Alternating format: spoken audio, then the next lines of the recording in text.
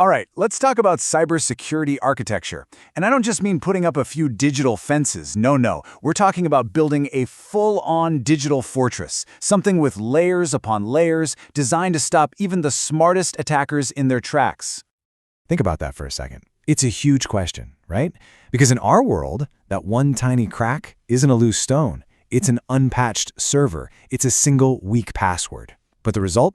It's exactly the same. The whole kingdom can fall. And that's the massive challenge, you know? It's what keeps cybersecurity architects up at night. And it's really the core of everything we're going to dive into today. Okay, so before we even think about building those high walls for our fortress, we got to understand the ground we're building on, right? I mean, what are we actually protecting here? What are the absolute fundamentals? Let's start at the very beginning, the second you hit that power button. So what you're looking at here is a really critical evolution in how computers start up. On the left, you've got BIOS. Think of it as the old guard, kind of like a simple stone foundation for a house. It did the job for decades, but honestly, its security was pretty basic. But on the right, that's UEFI. This is the modern standard. This isn't stone, this is reinforced concrete. It can handle today's huge hard drives, it gives you a nice graphical interface, but the real game changer is a feature called Secure Boot. What that does is make absolutely sure that no nasty malware can sneak in and load before your operating system even gets a chance to. It is literally our first line of defense right at the deepest level. All right, so the machine is on. Now what? How does your web browser, for example, actually get a web page from the network card? Well, it follows a super strict chain of command. Your app can't just yell at the hardware directly. Nope.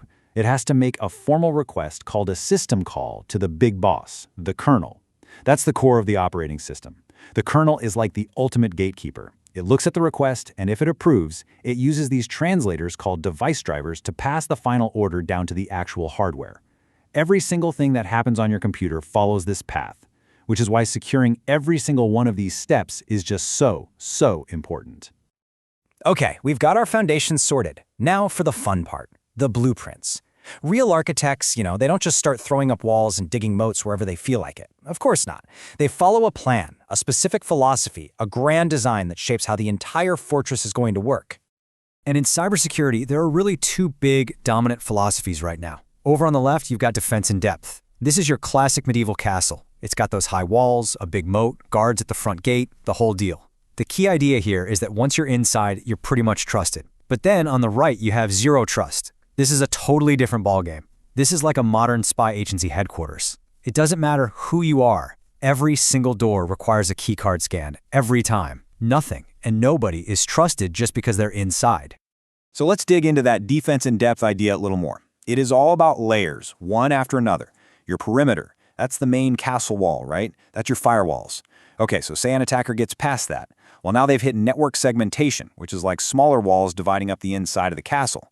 Then you've got defenses on every single computer, on the apps themselves, and finally, protecting the data itself with things like encryption. The whole point isn't to make any single layer impossible to beat. It's to make the attacker's journey so hard, so slow, and so noisy that you catch them long before they can ever get to the really important stuff, the crown jewels. And then you have this. This single phrase captures the entire spirit of zero trust. Never trust, always verify. It's simple, it's powerful, and it is a 180-degree turn from the old way of thinking. With this mindset, it doesn't matter if you're sitting inside the main office or connecting from a coffee shop. It doesn't matter if you're the CEO. Every single time you try to access something, you have to prove who you are and that you have permission.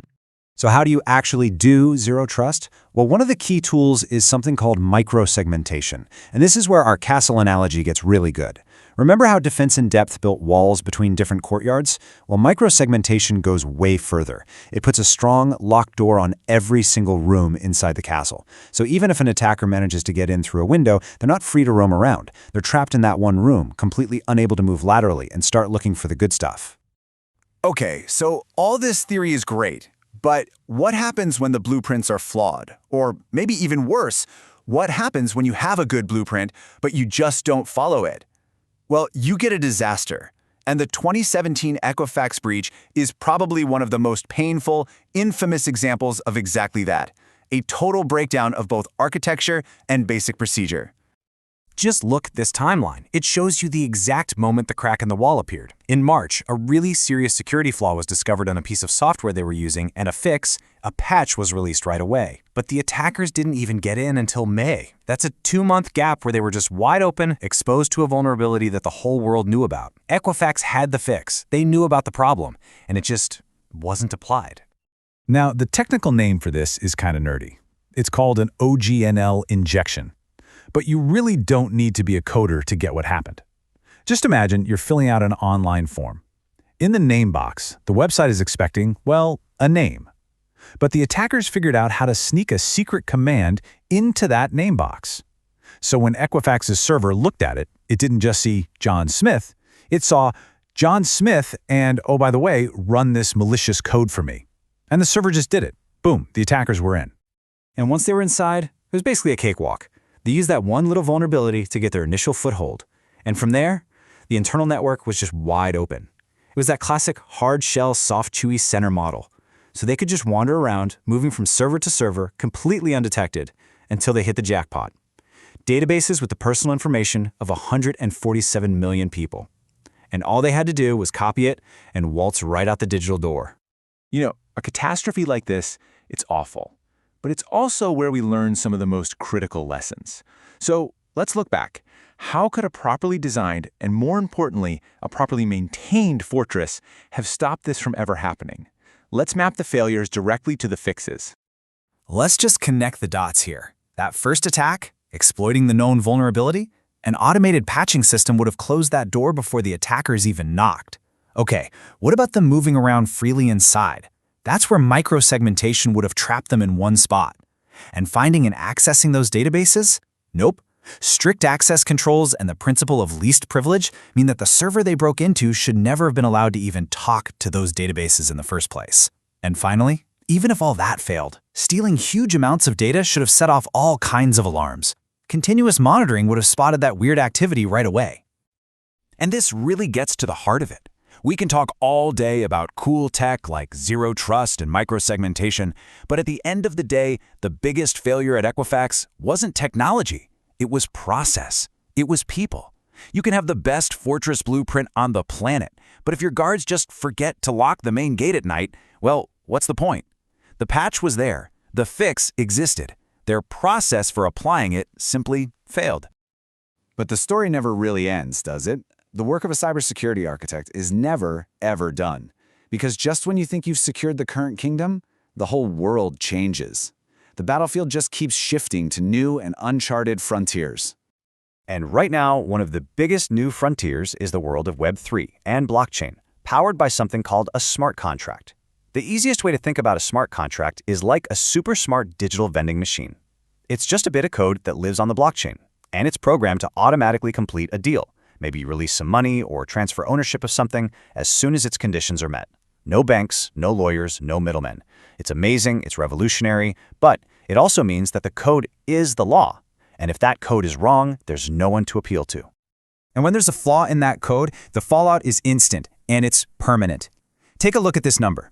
Back in 2016, a big project called the DAO had just one tiny mistake, one vulnerability in its smart contract. Attackers found it, they exploited it, and within hours, they had drained $17 million.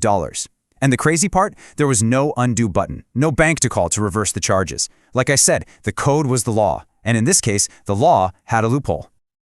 And that's just scratching the surface of the new challenges. Today's architects are trying to figure out how to secure these little, fast-moving applications called containers, which are basically the building blocks of the entire modern cloud. And just over the horizon, we've got AI-powered attacks, threats that can test our defenses, learn from them, and change their tactics on the fly. The old ideas, defense in depth and zero trust, they still matter, but architects have to completely reinvent how they apply them to these new, wilder battlefields. So that kind of brings us to the big final question, doesn't it? In a world where the threats are always changing, always getting smarter, is it even possible to build a truly impenetrable fortress? Maybe not. Maybe the real goal isn't to build a wall that can never be broken. Maybe the real goal of the architect is to build a fortress that's resilient, that's smart, that can adapt. A fortress that can spot that inevitable tiny crack in the wall and fix it long before the kingdom has a chance to fall.